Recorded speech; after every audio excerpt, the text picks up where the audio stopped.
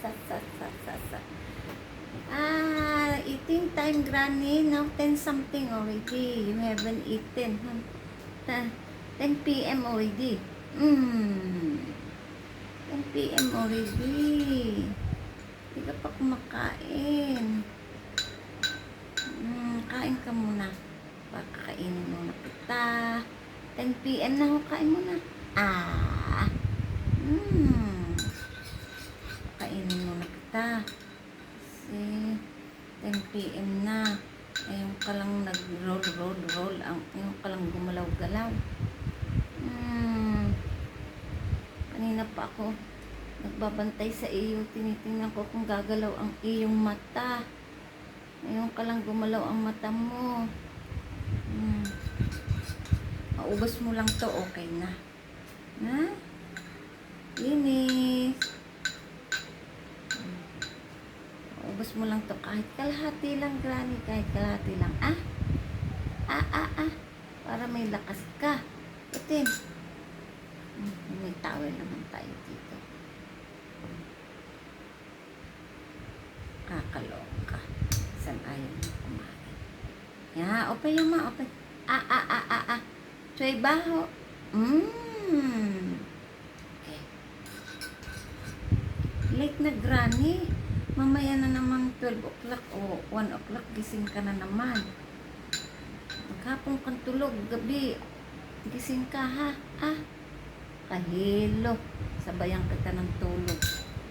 Lolo. Yeah, we get tissue first. Kuha muna tayo ng tissue. Dito natin lagay ang tissue. Mapunasan natin si Granny. Kakaiwan spoon, titigil siya ng puka ng bibig.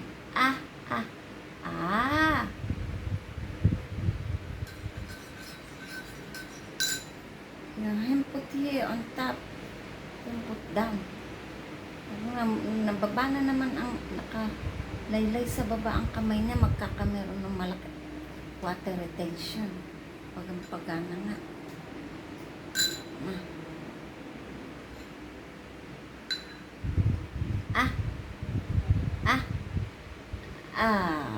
Diyos ko, ang liit na mong ibuka ang bibig. Ang hirap pakainin. Pula-pula yung kamay mo. Pakain mo na. Pakain kay Granny. Yung oras na ngayon, Granny.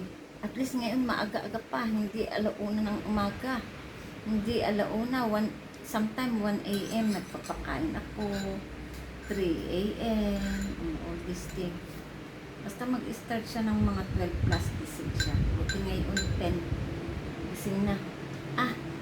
Ama. O nakakalimutan niyang kumakain siya o ayaw niyo po kami. Ayaw po kami. Nakakalimutan niyang kumakain siya. Ma! Nakakalimutan niyang kumakain siya o. Mama, chahaw sing. Uy! May switcho. Kan may dabakcho. Ma, chahaw sing. Iko-coach mo pa siya ng ganito kasi nakakalimutan niya na kumakain siya. Ma, chahaw sing. Oh, chahaw sing. Laibing, may laman ang bibig niya. Chahaw sing. Nakakalimutan kasi nung kumakain siya.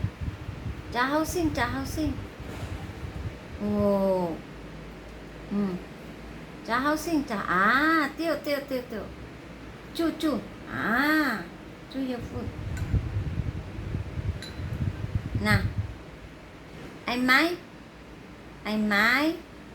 Oh, mag-aantay ako ng 5 minutes bago siya magkain ulit.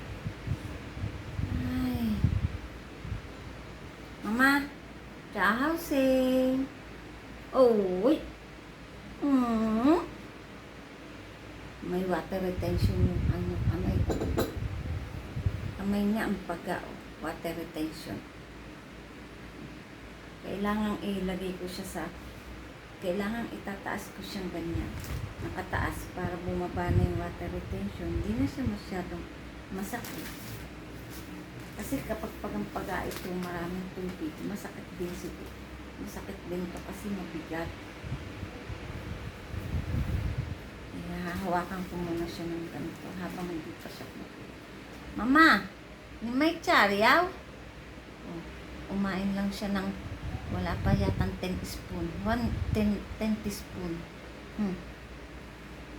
Oh my gulay. Ganito, mag-aantay ka until ibukan niya yung bibig niya.